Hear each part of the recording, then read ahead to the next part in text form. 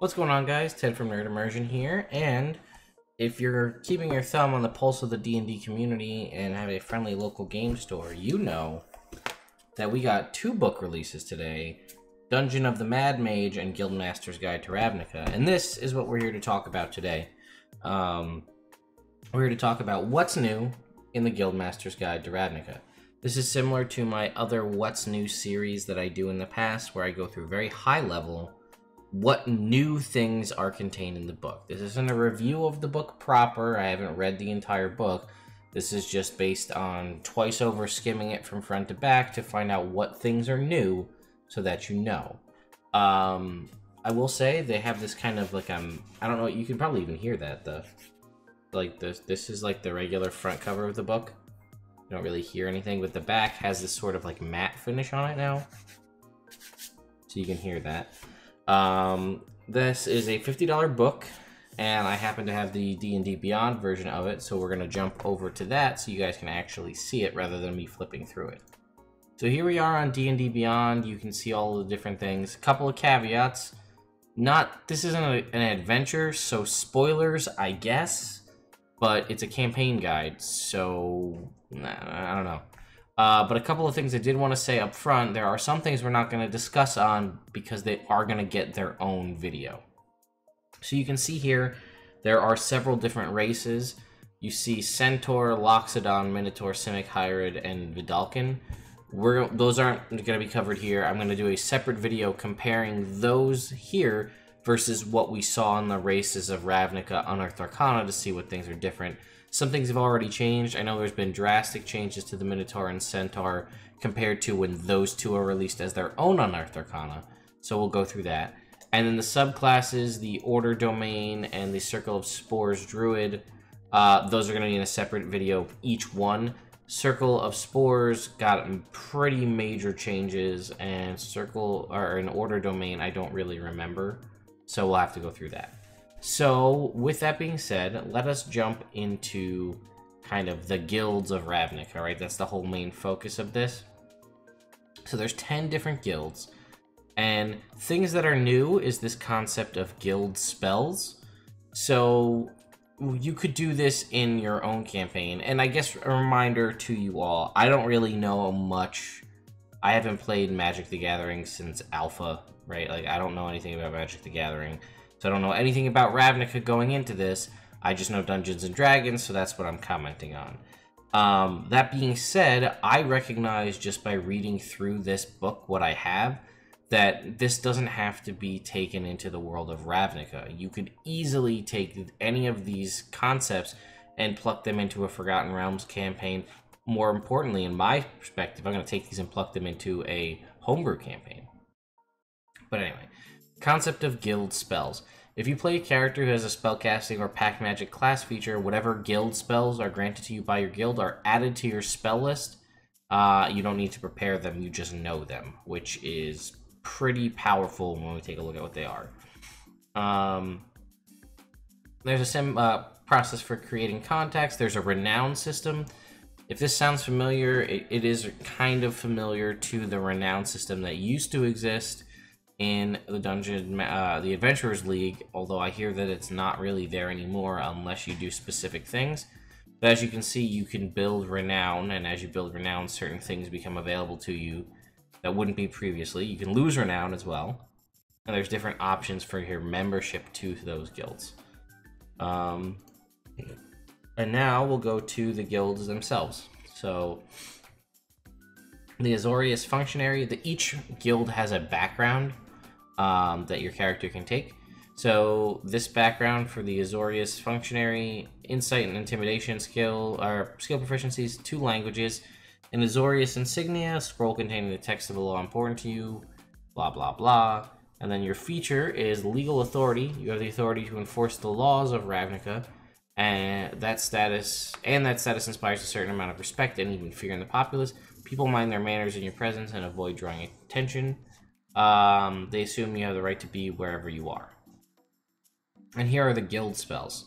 So again, they are added to your spell list if you're they're added to your spell list. So they're not automatically prepared, but they're added to your list. If you're a multi-class character with multiple spell lists, these spells are added to all of them.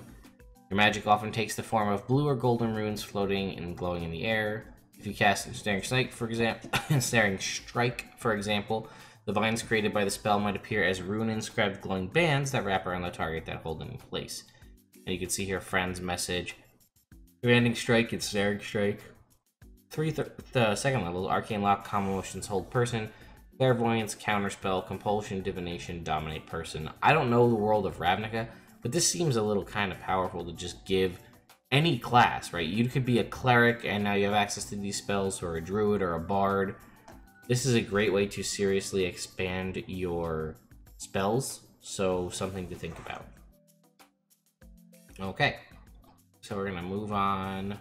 They show you the different ranks, and I think that's it. Is this gonna be okay? So we're gonna just jump back and go to the next one, the Boros Legionnaire.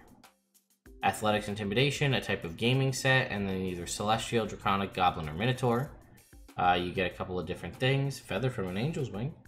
Legion Station. You have established place in the hierarchy of the Boros Legion. You can requisition simple equipment for temporary use and can gain access to any Boros garrison in Ravnica where you can rest in safety and receive the attention of medics. You're also paid a salary of 1 gold per week, which enables you to maintain a poor lifestyle between adventures. And here's your spells: Firebolt, Sacred Flame, Guiding Bolt, Heroism, Aid, Scorching Ray, Beacon of Hope, Blinding Smite, Death Ward, Wall of Fire, and Flame Strike. That's a great set of offensive spells to add on to something like, say, a Bard. Right? If you're a Bard, you're hurting for damage spells, and not necessarily, right? But you're hurting for damage spells unless, you know, you use your magical secrets. Now you know these spells. These are options for you to take. Especially if you are...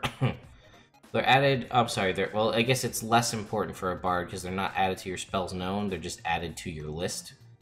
So specifically, if you're a class that prepares spells, these are now options that you can swap out on a long rest. Alright, House Dimir. Dimir Operative. Deception, Stealth, Disguise Kit, and a language of your choice. False Identity. You have more than one identity. Some of these you may recognize are similar or almost even carbon copies of existing backgrounds we've gotten in Player's Handbook or other books. This seems like the Charlatan background has a false identity, so that sounds like what this is. Oh, excuse me. Guild spells. Encode Thoughts? Okay. That's a new spell. Right? Yeah, that's a cantrip. Putting a figure to your head, you pull a memory, an idea, or a message from your mind and transform it into an intangible string of glowing energy called a Thought Strand, which persists for the duration or until you cast the spell again. The Thought Strand appears in an unoccupied space within 5 feet of you as a tiny, weightless, semi-solid object that can be held and carried like a ribbon. So it basically is a pensive, but I don't recall seeing this spell anywhere. So I guess this is a new spell in Guildmasters Guide to Ravnica? I'll have to double check on this, but... Oh yeah, there it is. Spell, Encode Thoughts. So there is a whole brand new spell. That answers that. Anyway. Disguise Self, Sleep, Detect Thoughts, Pass Without Trace, Gaseous Form, Meld into Stone, Non-Detection, Arcane Eye, Freedom of Movement, Modify Memory. So it's an enchantment cantrip.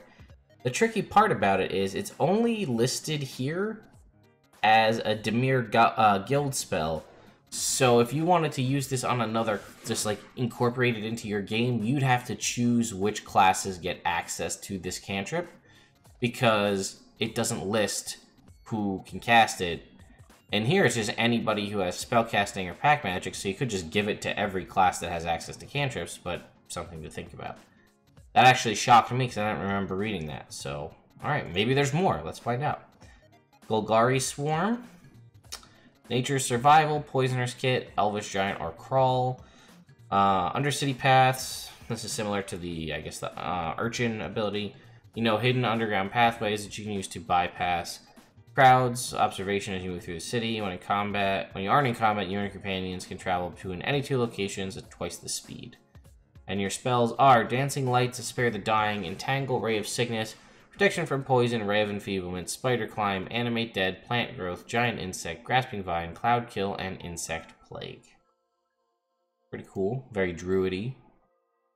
Gruul clans. Animal handling, athletics, herbalism kit, and your choice of draconic, giant, goblin, or sylvan. Rubble belt refuge. You are intimately familiar with areas of the city that most people shun, ruined neighborhoods where worms rampage, overgrown parks that no hand has tended in decades, and the vast sprawling rubble belts of broken terrain that civilized folk have long abandoned. You can find a suitable place for you and your allies to hide or rest in these areas. In addition, food and fresh water for 5 people.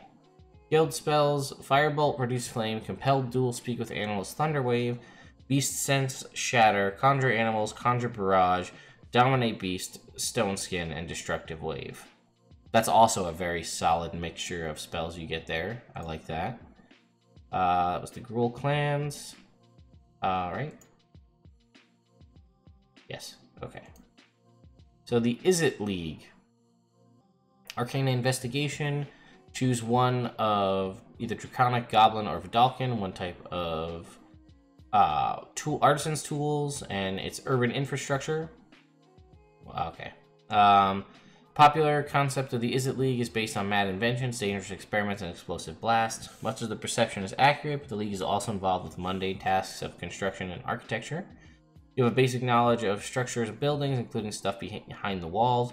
You also find blueprints of a specific building in order to learn the details of its construction. Such blueprints might provide knowledge of entry points, structural weaknesses, or secret spaces. And your spells are Produce Flame, Shocking Grasp, Chaos Bolt, Create or Destroy Water, Unseen Servant, Heat Metal, Rope Trick, Call Lightning, Element Weapon, Glyph of Warding, Conjure Minor Elementals, Divination, Odalux Resilient Sphere, Animate Objects, and Conjure Elemental. And Chaos Bolt, they just listed here because it's technically not in this book. It's contained in Xanathar's guide. So if they wanted you to use it, they have to list the spell here. And it looks like it hasn't undergone any changes. So there you go. The Orzhov Syndicate. Intimidation, Religion, 2 languages of your choice. You can exert leverage over one or more individuals below you in a guild hierarchy and demand them help as needs warrant. For example, you can have a message carried across a neighborhood, procure a short carriage ride without paying, or have others clean up a bloody mess you left in an alley. Their spells are Friends, Guidance, Command, Illusory Script, Enthrall, Ray of Enfeeblement, Zone of Truth, Bestow Curse, Speak with Dead, Spirit Guardians, great. Blight, Death War, Leomund, Secret Chest, and Geas, that's a great spell list. Anything that gives you Spirit Guardians is solid. Cult of Rakdos. Acrobatics and Performance, either Abyssal or Giant, and a musical instrument. I guess you can roll for your type. You're basically an entertainer. People recognize you as a member of a Cult of Rakdos, and they're careful not to draw your anger or ridicule. You get away with minor criminal offenses, such as refusing to pay for food at a restaurant or breaking down a door. I think this is sort of like the pirate background from the Player's Handbook. And you get Firebolt, Vicious Mockery, Burning Hands, Dissonant Whispers, Hellish Rebuke, Crown of Madness, Enthrall, Flaming Spear, Fear, Haste, Confusion, Wall of Fire, Dominate Person. Also, a very solid set of offensive spells. And then we have the Celestia Conclave. And here we've got Nature Persuasion, Artisan Tools or a Musical Instrument, Elvis Loxodon, or Sylvan. As a member of the Conclave, you can count on your guildmates to provide shelter and aid. This is basically similar to an Acolyte's background. And we have Druidcraft, Friends, Aid, Animal Friendship, Charm Person, Animal Messenger, Calm Emotions, Warding Bond, Plant Growth, Speak with Plans, Aura of Life, Conjure Minor Elementals, Awaken, and Commune with Nature. I think they got almost double the amount of spells as some of these other ones got, but maybe not. And the Simek Combine, we've got Arcana and Medicine, 2 languages of your choice. And Researcher, this is similar to the Sage background. Your guild spells are Acid Splash, Druidcraft, Detect Poison and Disease, Expeditious Retreat, Jump, Alter Self, Enhance Ability, Enlarge, Reduce, Gaseous Form, Water Breathing, Wind Wall, Freedom of Movement, Polymorph, and Creation. So, that is that. The precincts, I went through this. There's really not too much new specific. It's just information on those different way those areas work. And then I went also through the crafting and creating adventures section. I can just flip through it real quick, but there's stuff for basically things that were in Xanathar's or in the DMG about choosing a guild. There's adventure hooks for each guild, ways to die, you know, different things that would get you involved, guild versus guild combat, and then goals and things that might pull you in, and then maps of the various areas and how to generate villains and character goals and that stuff. The real meat of it here, though, is in Chapter 5 for treasure. So, there's a little bit about coinage, I'm not too worried about that, but there's these guild charms are a thing. Now, charms do exist in the DMG, you can look them up right now, and they basically say they're a limited use thing you get, and it lets you do a certain thing. These are more specifically tied to spells, and then also to the guilds that give them. Those whose renown score in their guilds have reached 10 or higher, are typically given. These are those entrusted with important missions. A guild charm can only be used a certain number of times before it vanishes. If you use a charm to cast a spell, you can do so without expending spell slot or providing components. Save DC is 15, its attack bonus is +7, and its ability modifier for any spells is +4. So, the charms can't be used in areas of anti-magic field. They can revoke the charm. Guildmaster of the Charms Guild can revoke the charm as an action, but otherwise the charm can't be removed from the object of which it is placed by anything short of divine intervention or a wish spell. So, the Azorius charm lets you cast Hold Person, Command, or Counterspell, and then it's gone. Boros charm is Crusader's Mantle or Haste. Alternatively, you can cast Guiding Bolt, and if it hits, you regain a number of hit points equal to the damage it dealt, then it disappears. The Dimir charm is Blink or Sleep at third level. Alternatively, when you take damage, you can use your reaction to turn invisible and teleport up to 30 feet. You remain invisible until the start of your next turn, or until you attack or cast a spell, then it disappears. Golgari is Dispel Magic, False Life at 3rd level, or Stinking Cloud. The Gruul one is Heroism or Thunder Wave at 3rd level. Alternatively, as a reaction when you miss with a weapon attack, you can make another attack against the target you missed, then it vanishes. The Izzet charm is Dispel Magic or Lightning Bolt. You can also choose to regain one spell slot of 3rd level or lower as an action, then it's gone. Orzhov is Bestow Fear or Bestow Curse or the Fear spell. Alternatively, when you see a creature within 30 feet of you reduced to 0 hit points, you can use your reaction to make them drop to 1 instead. Then it's gone. Rakdos is Crown of Madness, Hellish Rebuke, or Shatter. Selesnya is Aura of Vitality or Conjure Animals. Alternatively, as an action, you can give up to 3 creatures of your choice within 30 feet resistance to bludgeoning, piercing, and slashing damage until the end of your next turn. And the Simek charm is Enhance ability at 3rd level, Enlarge, Reduce, or Gaseous Form. Then we have some magic items, and there's some pretty cool unique magic items, and then there's some guild magic items, so I figured we should discuss those. So each of Ravnica's guild has an affinity for certain magic items. The section identifies the magic items most likely to be created, used, or valued by the guild. The guilds are lists are by no means comprehensive. The guilds are happy to use whatever resources become available to them, magical or otherwise. But the items shown here are particularly prized and even coveted by the guilds. Word of the discovery of a Holy Avenger, for example, can mobilize a whole Boros garrison to search for it and claim it for the Legion's use. If such an item is stolen from the Boros, the Legion will go to equal lengths to reclaim it and punish the thieves. So here's some general items, which we'll get to in a second here. Skyblinder Staff, Illusionist Bracers, Peregrine Mask, Sword of the Parins, and Voyager Staff. So here is the Azorius items. You can see that all of these, with the exception of the Signet, which we'll talk about in a little bit, there's signets for each one, are items contained in the Dungeon Master's Guide. You can see this here, Guildmasters Guide to Ravnica or DMG. Same thing here for Boros. Same thing for Dimir, Golgari, Gruul. I'm just checking to see if there's any other ones. Izzet's got a whole bunch. Orzhov, Rakdos, Selesnya, Simek. So, Guild Keyrune. So this is rarity by the Keyrune. Requires attunement by a member of the relevant guild. And you can see there's a little kind of image of a Keyrune right here. So, at the DM's discretion, a character might be given a Keyrune upon retaining a renown score of 25.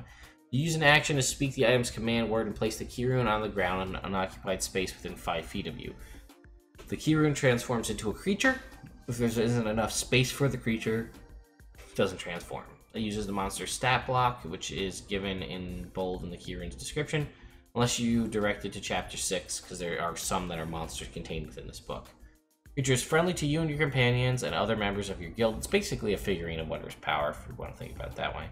It understands your languages and obeys your spoken commands. If you issue no commands, it takes the dodge action to avoid danger.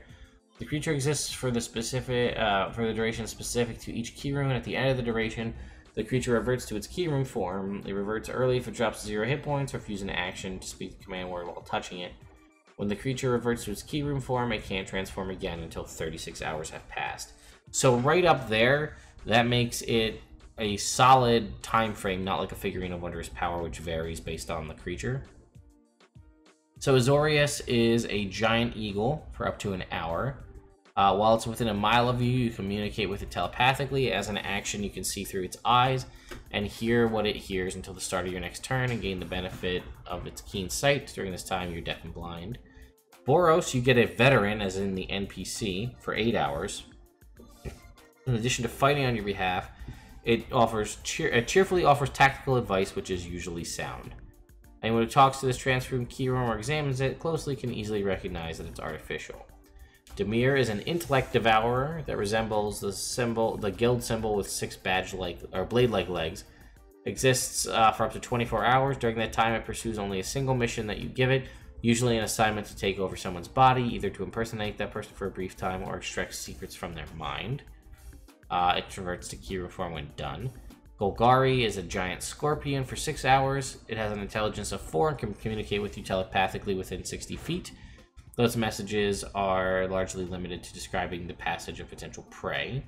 The Gruul one is a Ceratok, a horned creature much similar to a rhinoceros, using the same stats. It lasts for 1 hour. The Izzet key rune is a Galvanize Weird, which we'll talk about later, for 3 hours. In this form, it will serve you as a bodyguard, lift and carry things for you, act as a subject for your experiments, or aid you in any other way it's capable. Orzhov is a winged thrall, also later in the book, for 2 hours. If you don't come from an Orzhov oligarch family, it serves you grudgingly, clownishly aping your movements and mannerisms while carrying out your orders. The Rados one is a cackler, also found later, for 1 hour. Celestia is a direwolf for 8 hours with an intelligence of 6 and understands Sylvan and Elvish but can't speak. While it's within a mile, you can communicate with it telepathically.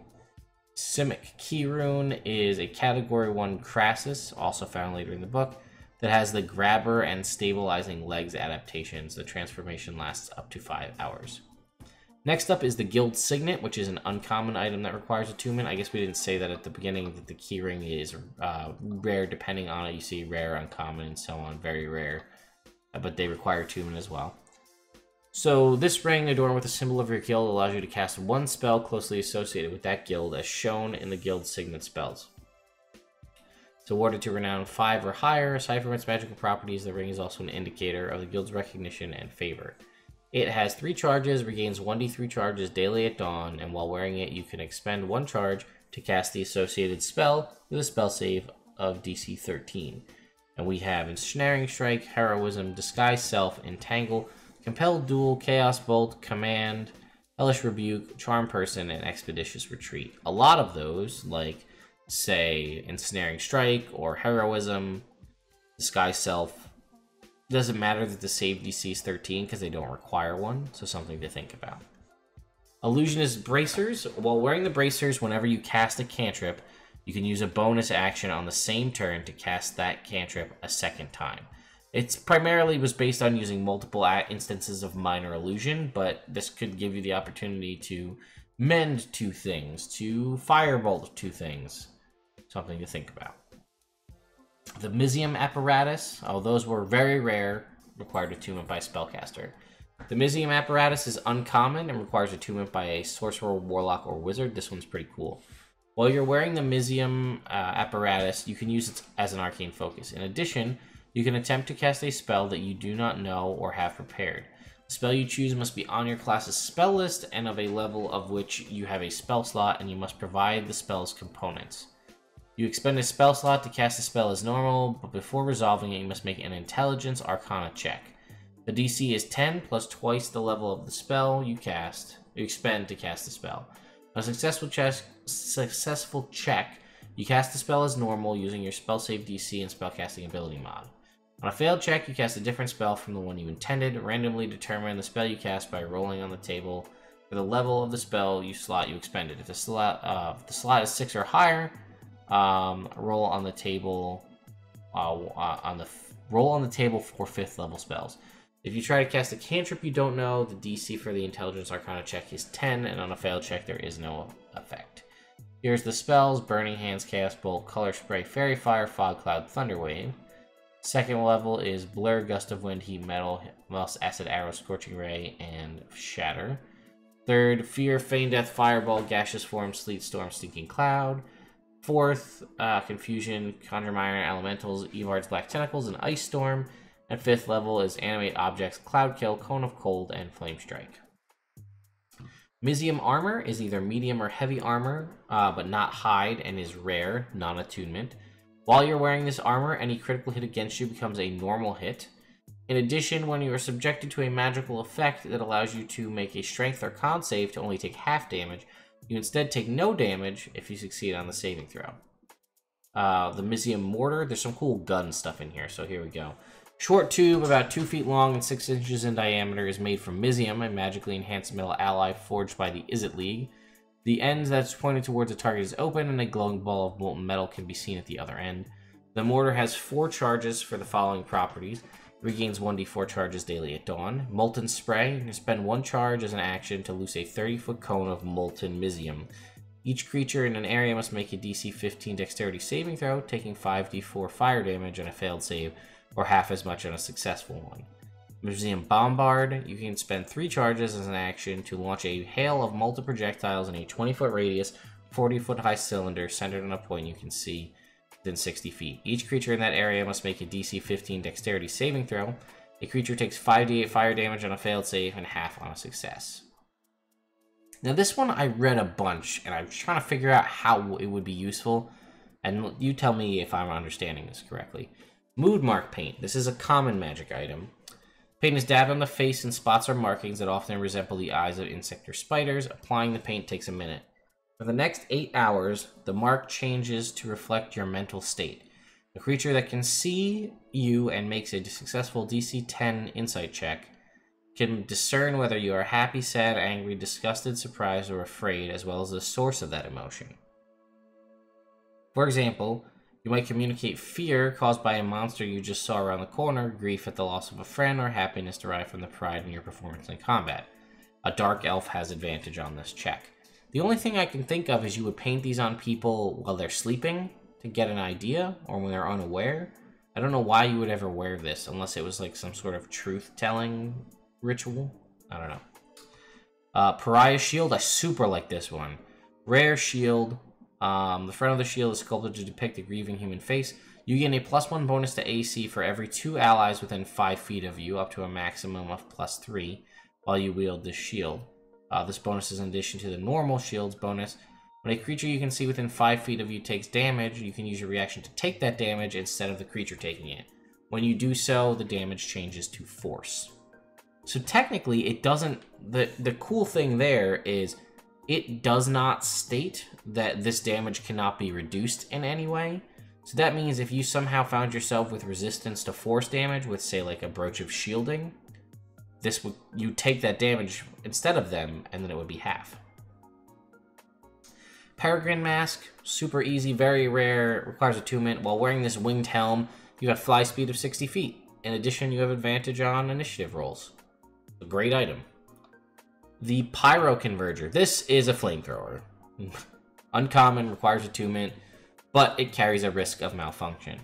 As an action, you can cause the Pyro Converger to project fire in a 10-foot cone. Each creature in that area must make a DC 13 Dex saving throw, taking 46 fire damage on a failed save, or half as much on a successful one.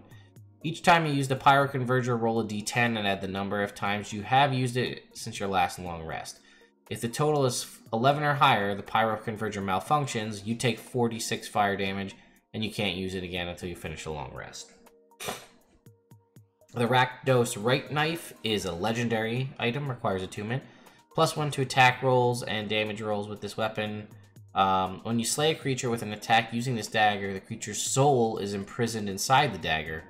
It can't be restored to life without something like a wish spell. It can hold a total of 5 souls. For each soul imprisoned in the dagger, your attacks with it deal an extra 1d4 necrotic damage on a hit. While the dagger is within 5 feet of you, your dreams are haunted by whispers from the trapped souls. The dagger has the following additional properties. I mean, talk about the coolest item for a rogue, right? As a bonus action, you can release any number of souls stored from the dagger to regain 1d10 hit points per soul released. Annihilation. If the dagger holds 5 souls, you can use this property. As a reaction, immediately after you hit a creature with the dagger and deal damage to that target, you can release all 5 souls.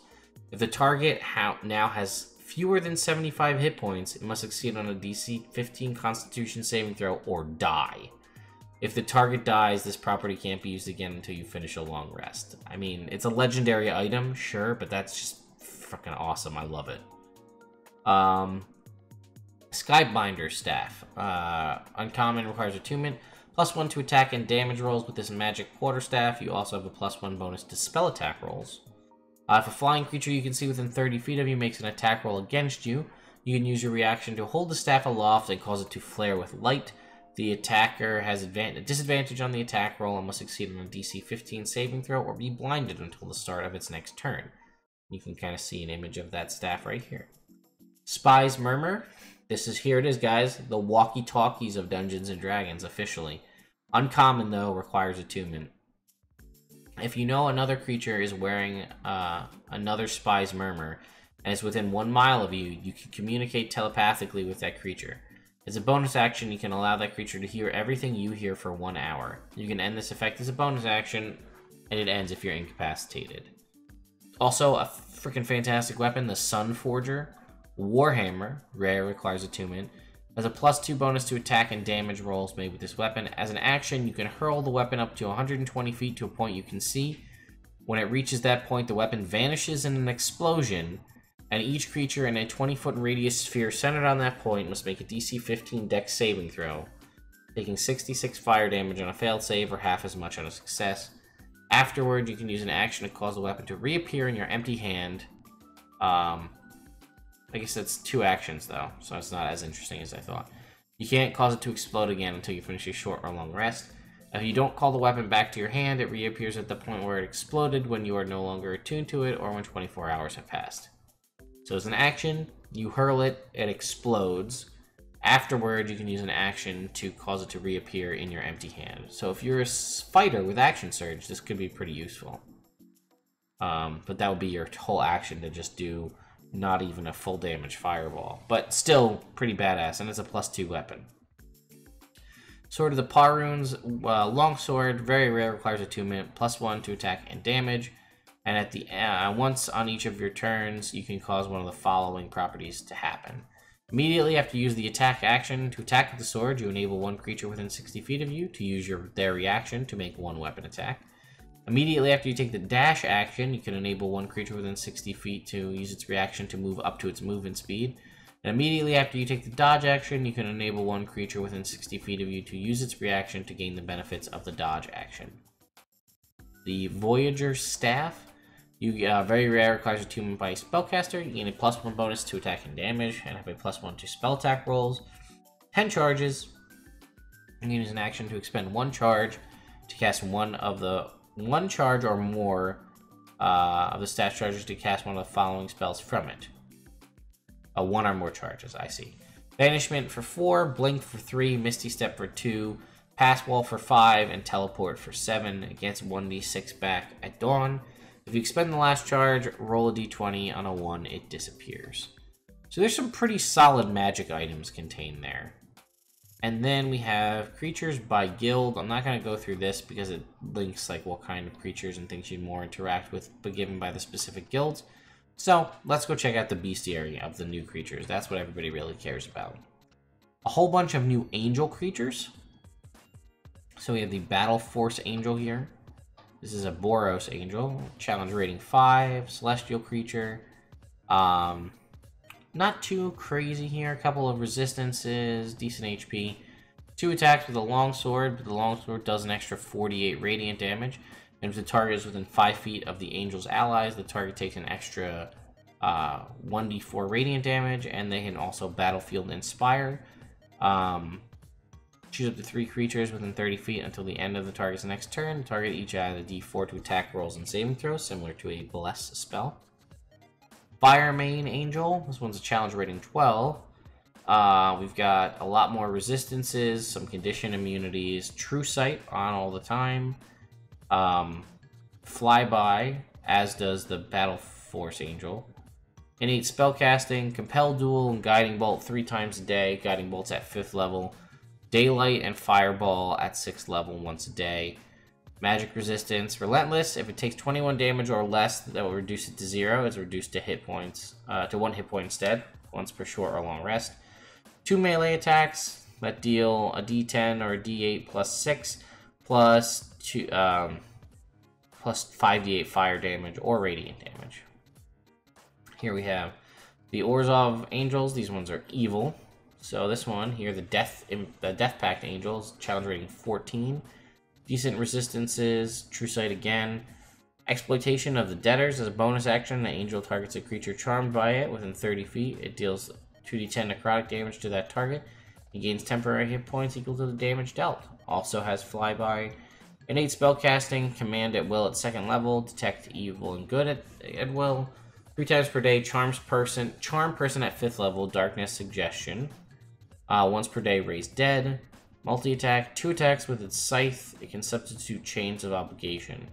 Scythe does 2d4 plus 4 damage, plus 68 necrotic. And Chains of Obligation, the angel targets 1 creature charmed by it, and it can see within 90 feet. Target must succeed on a DC 19 Charisma save or become paralyzed for a minute. That's pretty rough. But it can substitute that in place of an attack, so it can do that and then still attack with advantage and an auto crit if paralyzed. Archon of the Triumvirate. This is a challenge rating 14. It's got a pretty badass looking mount here. No True Sight, less resistances. Eyes of the Law. The target can see, this bonus action with a creature within 120 feet, determine which laws that creature has broken within the past 24 hours. At will, Common Motion, Command, and Compel Duel. If it isn't mounted, it can use a bonus action to magically teleport onto a creature serving as its mount. When it teleports, it appears astride the mount along with any equipment it was wearing. While mounted and not incapacitated, it can't be surprised. Excuse me. And both it and its mount have advantage on dex saves. If it's reduced to 0 hit points while riding its mount, the mount is reduced to 0 hit points as well. 2 Hammer of Justice attacks, which do 2d6 plus 5 bludgeoning damage, plus 48 necrotic. If the target is a creature, it must make a DC 18 strength save or be knocked prone. Pacifying Presence. Each creature of the Archon's choice within 120 feet must make a DC 18 Wisdom save or drop any weapons it's holding and its concentration on any spells.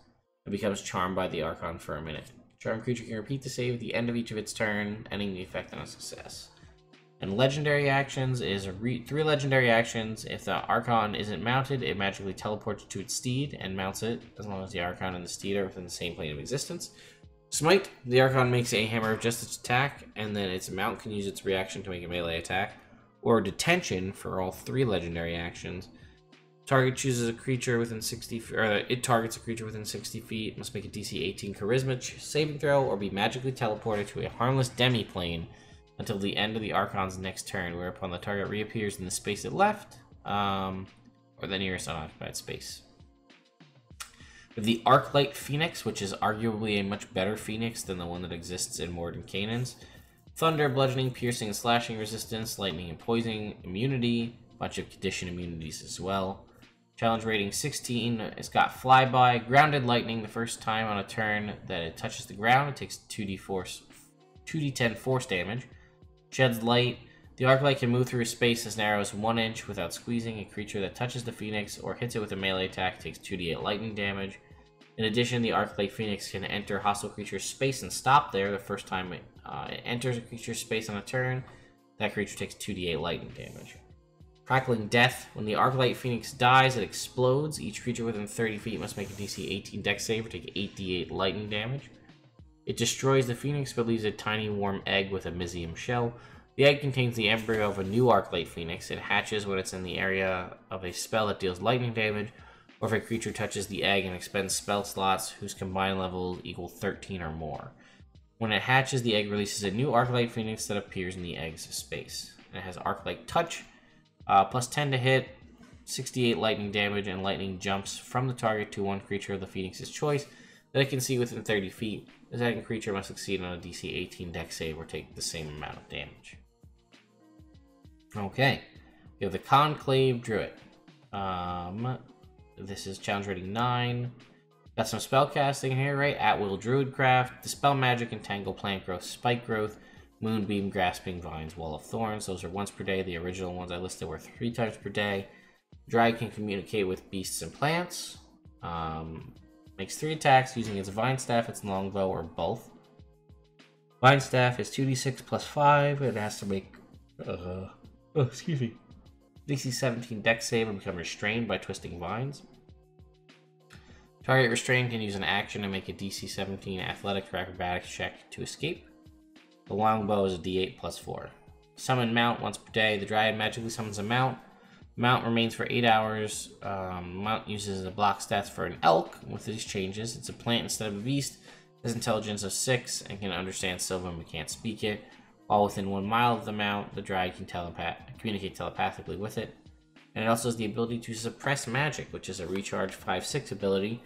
Targets one magic item it can see within 120 feet. If the magic item isn't an artifact, its magical properties are suppressed for 10 minutes or until the Dryad is incapacitated or dies.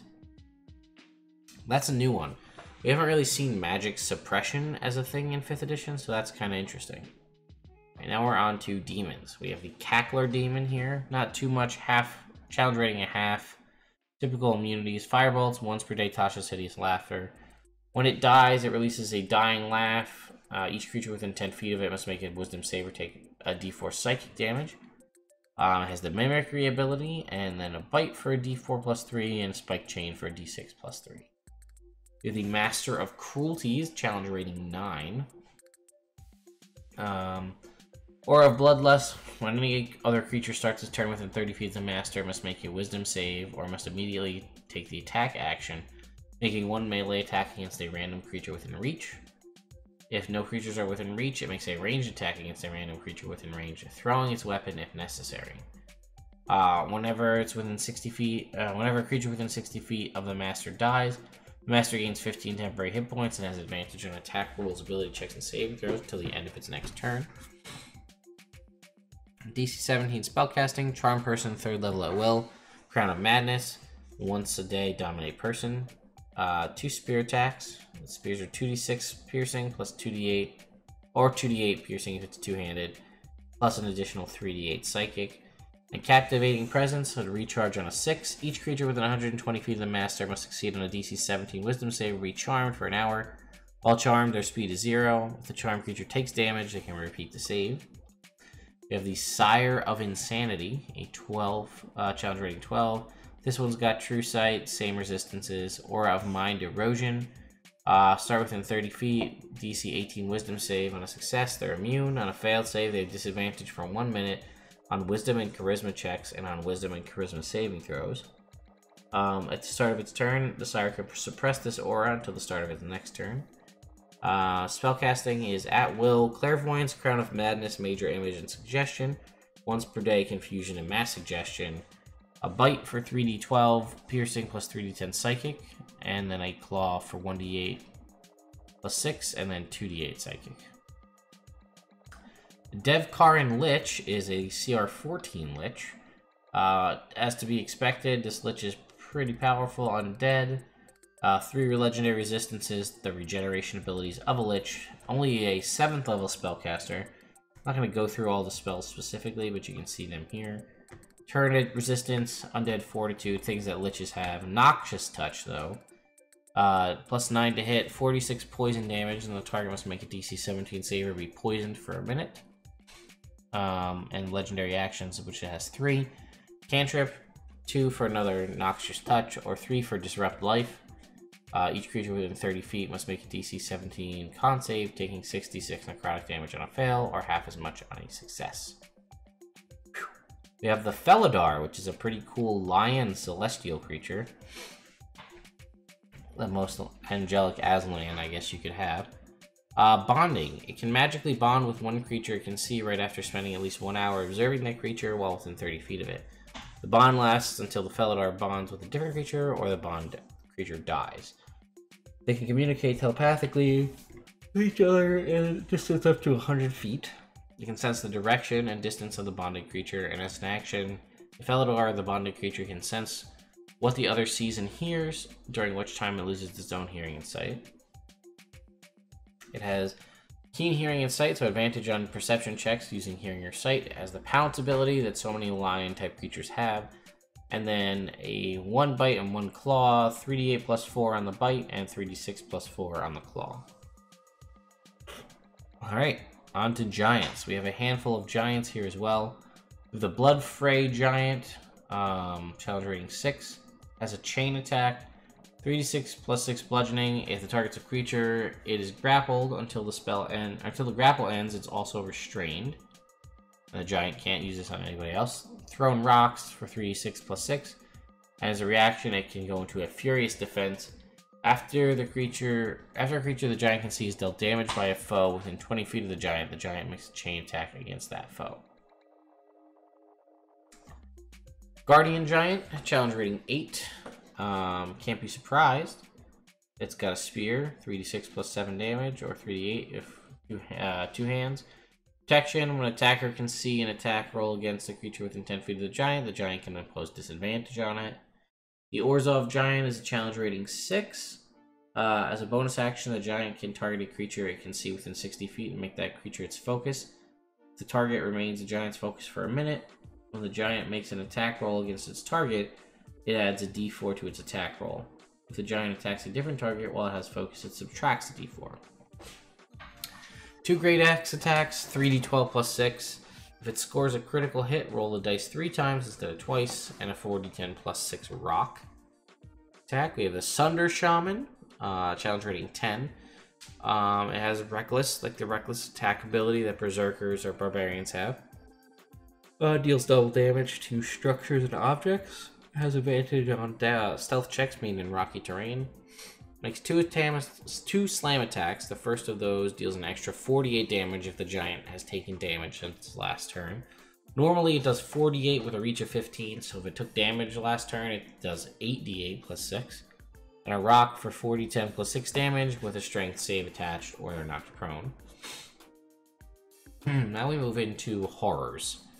I'm not entirely sure what this classification is, but they're aberrations, so we've got the Flying Horror, challenge rating 3. What do we got that's interesting here? Fear Frenzy. Horror's advantage on attack rolls against frightened creatures. Sunlight Sensitivity. Claws that do a d6 plus 5 plus 46 Psychic, and it has the Frightening Screech, which is a recharge 5/6. Each creature within 30 feet must make a DC 13 Wisdom save or be frightened for a minute. Frightened creature can repeat the save to get out of it at the end of its turn. Shadow Horror. Challenge rating 9. Similar to a shadow, it's just like a shadow demon, I think. The bonus action, a horror can step into a shadow within 5 feet of it and magically appear in an unoccupied space within 5 feet of the shadow that is up to 60 feet away. Sunlight Sensitivity, 3 attacks, a bite and 2 claws. The bite does a d48 plus 3. Claws do 3d6 plus 3 slashing damage, and the target must make a Wisdom saving throw to be frightened. And on a 5/6 is the Lashing Shadows ability. Each creature within 60 feet must make a DC 16 Dex save or take 68 necrotic. The CR15 Skittering Horror has Spider Climb, still has Sunlight Sensitivity. Can use its Maddening Presence and 3 attacks, 1 bite and 2 claws. So the bites are 40-10 plus 6 with 10-foot reach. The claws are 48 plus 6 with 10-foot reach. A Maddening Presence is 1 creature within 30 feet of it. The target must make a DC 17 Wisdom save. On a failed save, the target becomes paralyzed until the end of its next turn. we have the Indentured Spirit, which is a challenge rating 1. An undead with a bunch of undead immunities, incorporeal movement, and it just has a Withering Touch that does 3d6 necrotic damage with +3 to attack. You have the Blister Coil Weird. This is a challenge rating 4 construct. Oh no, it's an elemental. I thought it might have been a construct. A fair amount of resistances and immunities. If it takes fire damage from a spell or other magical effect, its size is increased by 1 category. If there isn't enough room, it attains the maximum possible size. While the weird is larger or bigger, it makes strength checks and saving throws at advantage. If it starts a turn at gargantuan size, the weird releases energy in an explosion. Each creature within 30 feet of the weird must make a DC 12 dex save or take 8d6 fire damage. Exposing ignites flammable objects. The weird size then becomes medium. The weird can move through space as narrow as 1 inch without squeezing. In addition, the weird can enter a hostile creature space and stop there. The first time the weird enters a creature space on a turn, that creature takes 1d10 fire damage and catches fire. Until someone takes an action to douse the fire, the burning creature takes 5 or 1d10 fire damage at the start of each of its turn. Any creature that touches the weird or hits it with a melee attack within 5 feet takes a d10 fire damage. It lights up because it's made out of fire, and it has a slam attack for 1d8 plus 3 bludgeoning plus 2d6 fire, or 2d8. Oh, I guess if it's large, it's 2d8 plus 4d6. Flux Charger, challenge rating 7, another elemental here. Whenever a spell that deals lightning damage includes 1 or more flux charges in its area, that spell deals an extra 2d8 lightning damage. Not bad when you're immune to lightning. Multi-attack, 2 slam attacks, or arc lightning twice. The slam attacks are 2d8 plus 4 bludgeoning plus 3d6 fire. An arc lightning is a range of 30 feet, 3d10 lightning damage. Lightning jumps from one target to another. The Flux Changer's choice, it's within 30 feet. Second creatures make a DC 15 dex save or take 3d8 lightning damage. Hit or miss, the Flux Charger takes 1d10 force damage after resolving the attack. We have a Galvanize Weird, challenge rating 1. Similar to a Mephit, when it dies, creatures within 10 feet must make a DC 13 dex save or take 2d6 lightning damage. And it has a slam attack that does a d6 plus 2 and an additional 2d4 lightning damage, and they must make a DC 13 con save or lose reactions until the start of their next turn.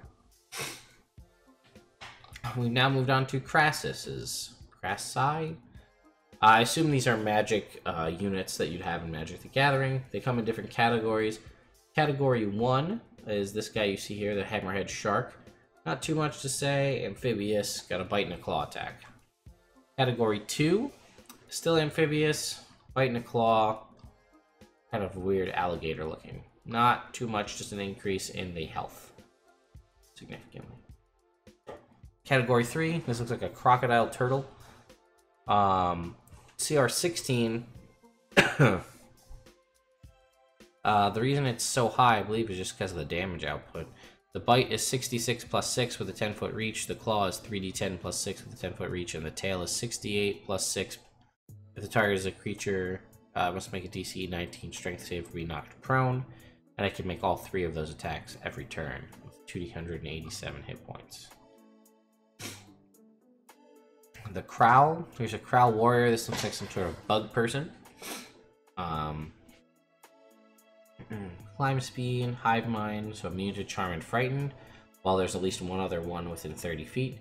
They do have pack tactics and the ability to climb walls, and they do piercing damage. They don't really, the warriors don't, they just have a spear. The Death Priest, however, does have a fly speed as well. Feed on death, when a creature within 30 feet of the crawl drops to 0 hit points. Crawl or another creature of its choice within 30 feet gains 1d10 temporary hit points. Hive Mind still, innate spellcasting of Chill Touch and Poison Spray at will. 3 times per day, Ray of Enfeeblement, Ray of Sickness. 1 time per day, Animate Dead, Blight, and Vampiric Touch. Pack Tactics, Spider Climb, and then it also has a... when it makes one attack with its quarterstaff, and casts one of its spells with a casting time. So it can attack and still cast. But it's just as a d6 or a d8 plus 3 on the quarterstaff. Alright, the Night Vale Specter, another undead here. Undead resistances, this has another mount thing. Teleports onto its Gloamwing mount, which we'll get to the Gloamwing in a second. Multi-attack, Scythe, 2d6 plus 4 plus 3d8. Psychic, Mind Twist. The Specter magically emits psychic energy in a 60-foot cone. Each creature in that area must succeed on a DC 15 Wisdom save or take 5d8 psychic damage, should be stunned for a minute. Or Reap Memory 3 times per day. It touches one incapacitated creature and chooses 1 hour from among the past 24. Once the creature succeeds on a DC 15 Intelligence saving throw, the creature loses all memory of that hour, and it gets that memory back only if the Spectre dies within 24 hours. Here's our Gloamwing, another undead. 60-foot fly speed. If the rider is reduced to 0, it dies. Sunlight sensitivity, flyby though, and then a bite and claw attack. We have a Nivix Cyclops, which says giant, but it still looks like a construct. I guess it's a giant with a bunch of gear on it. Magic resistance, 2 slam attacks, 3d10 plus 7 bludgeoning, 10-foot reach. And spell vitalization, immediately after a creature casts a spell of first level or higher within 120 feet of the Cyclops can move up to twice its speed without provoking opportunity attacks. It can then make 1 slam attack against a target of its choice. Simek hybrids, we have a hybrid flyer with a fly speed of 40 feet. Makes 2 javelin attacks. It can replace 1 javelin attack with spit acid, which it has resistance to. 5 to hit, 44 damage. The brute is challenge rating 2. They just have a claw attack and they can breathe underwater. The poisoner, immunity to poison. Assassinate during your first turn, advantage on any creature that hasn't taken initiative. Surprise creature is a critical hit. Poisonous skin, a creature that touches it within 5 feet takes d6 poison damage. And toxic touch, plus 6 to hit, 2d6 bludgeoning damage, and target must succeed on a DC 12 con save or be poisoned for a minute. At the end of each of the poison turns, it can repeat the save, taking a d6 poison save on a failure or ending the effect on a success. Hybrid Shocker, down to a challenge rating 1. D10 lightning damage if you touch it or attack it. Multi-attack, 1 with a shocking touch and 1 with its tentacles. Shocking touch is plus 4 to hit, 2d8 lightning. Tentacles, plus 4 to hit, 15-foot reach. Target is grappled and the hybrid pulls the target 15 feet towards it. Till the grapple ends, the target takes d10 lightning damage at the start of each of its turns, and the hybrid shocker can't use its tentacles for anything else. The spy is the challenge rating 1/2. Advantage on dex saves, spider climb, and that's about it. We have the Skyjack Rock, which is similar to the regular rock but much smaller. Advantage on perception checks, beak attacks, d8 plus 5, talons, 2d4 plus 5. Sky Swimmer, this is monstrosity, challenge rating 13. Also amphibious, makes 3 attacks, 1 with its bite and 2 with its slam. Bite is 3d10 plus 6, 10-foot reach. If the target is large or smaller, must succeed on a DC 19 save or be swallowed. Swallowed creature is blinded and restrained in total cover and takes 66 acid damage at the start of each of its turns, or of the Sky Swimmer's turn. If it takes 30 damage or more on a single turn from the swallowed creature, the Sky Swimmer must succeed on a DC 18 con save or vomit that person up. And the same attack, 30-foot reach, which is ridiculous, 2d12 plus 6 damage. Then we move on to our Thralls. The first one is a Servitor Thrall, challenge rating 1/4. Not a whole lot to talk about, but it does self-sacrifice. When the creature within 5 feet of the Thrall is hit by an attack, it swaps places with that creature, takes damage instead. These are all constructs, I should say. The winged one, not much better. Has the rock damage for d6 plus 2, still has the self-sacrifice feature, immunity to poison. Then we have an Undercity Medusa, who is a challenge rating 6. Similar to the other Medusas, but has Expeditious Retreat, Fog Cloud, Misty Step.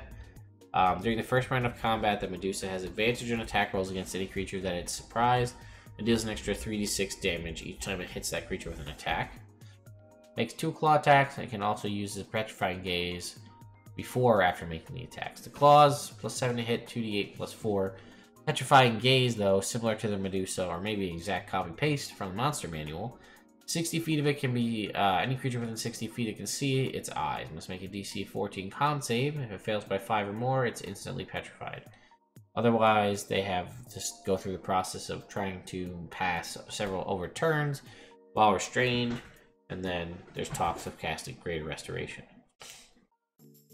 Then we have vampires. We have a Blood Drinker vampire, which to me I thought was all of the vampires, but has a bite attack, d6 plus 4 plus 2d6 necrotic. Target is a humanoid, must make a DC 15 charisma save or be charmed by the vampire. While charmed this way, they're infatuated by it. Target's maximum hit points is reduced by an amount equal to the necrotic damage taken, and the vampire regains hit points equal to that amount. Rapier, d8 plus 4, unarmed strike, a d8 plus 3. The vampire can also grapple the target for DC 14 if the creature has a vampire, if is a creature and the vampire has a hand free. And parry adds 3 to its AC against a singular attack. To do so, the attacker, the vampire see the attacker and be wielding a melee weapon. Then we have a Mind Drinker vampire, which I guess is just the metaphysical kind of version. They have spellcasting, message at will, charm person, hold person, mirror image, sleep 3 times per day, gaseous form, major damage once per day. Shadow stealth advantage on hide checks or hide is a bonus action in areas of dim light or darkness. Sunlight sensitivity, we've got a bite for plus 6 for d6 plus 4 plus 2d6 necrotic. And this can be one willing creature or creature that is grappled by the vampire, incapacitated, or restrained. The target's hit points are reduced by an amount equal to the necrotic damage taken. The vampire gets, how was it again? The vampire regains hit points equal to that amount. Unarmed strike for a d8 plus 4, DC 13 if the creature, to break the grapple. The Mind Siphon, which sounds like a Mind Flayer thing, recharge 5/6. Picks a creature within 30 feet and must make a DC 14 intelligence save, with disadvantage if the vampire has consumed some of the target's blood. On a failed save, they take 8d6 psychic damage, and the vampire discerns the target's surface emotions and thoughts. On a successful save, the target takes half as much damage, and the vampire discerns the thoughts, or the target's general emotional state, but not its thoughts. And lastly here, we have the Worm, challenge rating 14. Very graboid tremorsy. Blind Sense and Tremor Sense. Any creature that comes within 30 feet of the moving worm for the first time must succeed on a DC 20 Dex saving throw or take 3d6 bludgeoning damage and fall prone. Any structure or object anchored to the ground that comes within 30 feet of the moving worm for the first time takes 3d6 force damage. Does double damage to objects and structures. Makes tunnels when it goes through the ground. It hits a bite attack. Is 10 foot reach, plus 12 to hit, 5d6 plus 7 piercing damage. The target is medium or smaller. Will succeed on a DC 20 Dex save or be swallowed, and then the same things follow for the swallow rules that we discussed before. You know what, guys, to make things a little bit tighter on this video, I went through all the monsters. I'm going to just save all the NPCs because there's a fair amount and some really high level NPCs. Like, I think there's one that's a challenge rating 26. So there's a lot of features to be discussed. So the NPCs are all very guild specific. Obviously you can use them in whatever campaign you want, but we're going to save those for a separate video. So based on what I've shown you so far, that's what's new in Guildmasters Guide to Ravnica. I will be doing a video similar to this for Dungeon of the Mad Mage, although it will be a couple days from now, as will the comparison videos, because we have our 24-hour charity stream in just a few hours from now. And I need to go get some sleep. So, anyway, guys, hope you enjoyed the video, and I'll see you next time.